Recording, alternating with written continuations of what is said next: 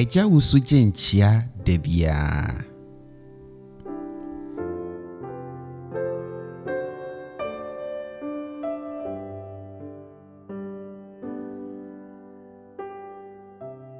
Eja wusu teben wewe so mfitiasie suku.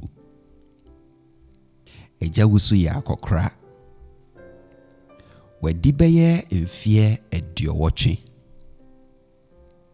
Owa homejiem enti onta nko baabia.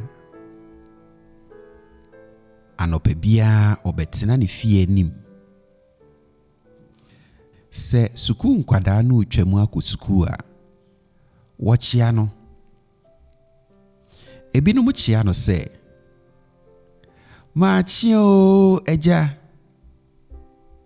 Na eja wusu ajiso se ya menananom. Se esukufo no pon na wo san abetwem akofie nso a wochia no se yema wa ho eja. Na eja wusu ajiso se meje musu menananom. Enye suku nkwada nko a na wotwem wo eja wusu fie no anim ho.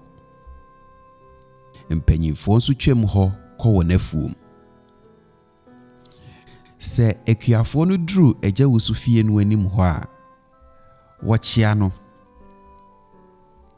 Ebinum chia no se eja wusu yama wachio.